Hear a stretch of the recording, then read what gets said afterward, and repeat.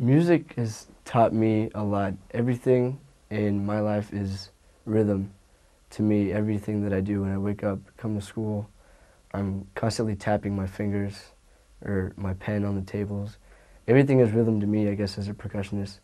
But music has taught me that there's a whole other world out there, and it's a whole other art form, and it's pretty much universal that anybody can understand. You can go to any country and play the same piece, and you'll get whole different types of reactions, but everybody understood the music.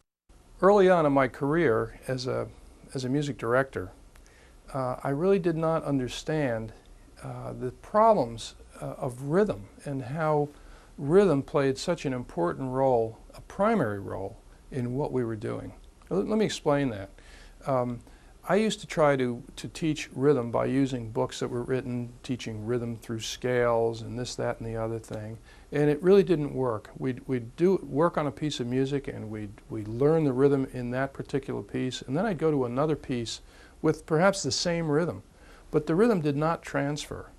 And this drove me absolutely crazy in the beginning, and I really didn't understand how to deal with the problem, so I started writing out these rhythm sheets that we clapped and counted. And those rhythm sheets developed into a book which is now published entitled Basics in Rhythm. And at the beginning of our rehearsals, we start by clapping and counting out loud these rhythms. And the rhythms in this book go from very simple half notes and whole notes all the way to Stravinsky-like mixed meter, very difficult rhythms. And by isolating rhythm, by clapping and counting the rhythm without instruments, students are learning this rhythmic solfege or the syllabalization of rhythms that stays with them. And now they develop this concept of rhythm that will take them from piece to piece, whether it's with full band or chamber ensemble or solo piece, doesn't matter. They know the rhythm for rhythm's sake. So we have removed the difficulty of an instrument where you're thinking about all kinds of ancillary things, pitch, ensemble, tone quality, etc. They can't possibly focus on the purity of rhythm with an instrument in their hands. So we're simply clapping and counting, and it's made all the difference in the world. We basically do not have rhythm problems anymore, and if we do, I simply stop and I ask the students to clap and count the rhythm, which they can do once we finish this book. So it's been really a tremendous improvement in the overall ensemble. Okay, for today, let's do a little rhythm work here. Turn to page 20, and let's start with the key. First, measure in the key. Can I have a volunteer to clap and count that, please?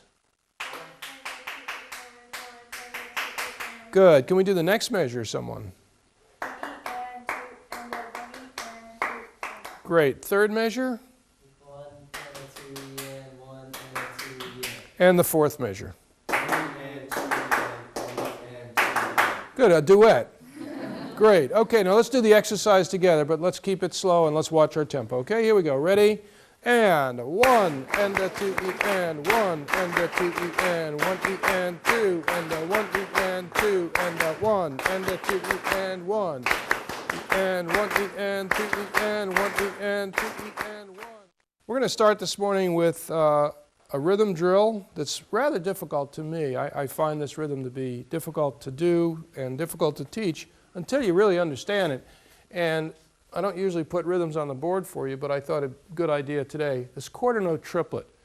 It's not so bad if you're playing fast, but at a slow tempo it can be rather difficult. So look at page 32, and you see the subdivision that's listed there. Who thinks they can do that?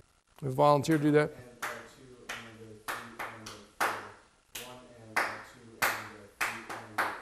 Great, and that's exactly this rhythm with the subdivision. Someone do measure 2, please.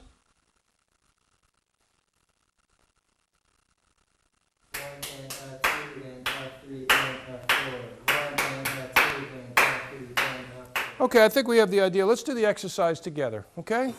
Starting right in measure 1. Ready? And a 1, and a 2, and a 3, and a 4. 1, and a 2, and a 3, and a 4. 1, and a 2, and a 3, and a 4. 1, and a 2, and a 3, and a 4. Well, we finally got to the end of this book. And you're better musicians because of it, because of the fact that now you understand these rhythms, you understand how to count and syllabalize them, and no matter what you read, whether it's sight reading or prepared music, you have this fundamental grasp of rhythm, so it transfers from one piece to the next. This is hard stuff, very difficult. Let's try this mixed meter exercise. Who wants to try the first two measures? 1, 2, 3, 1, 2, 3, 1, 2, 3, 1, 2, 3. Wow, that was great. No cue and you're right on target. Good. How about the next exercise? 1 E N 2 E N 1 and 2 3 and 1 2 1 2 3 1 E N 2 E N 1 and 2 3 and 1 2 1 2. Well, that's excellent. Okay, let's do the whole exercise together. Here we go. Ready? And 1 and 2 and 1 E N 2 E N 1 and 2 3 and 1 2 3 4 1 and 2 1 E N 2 E N 1 2 1 2 3 1 2 and 3 1 2 3. Good. Good. That's very good. And if you remember, if you make a mistake, it's not a problem. Problem is if you stop, just like sight reading. You never want to stop. Good.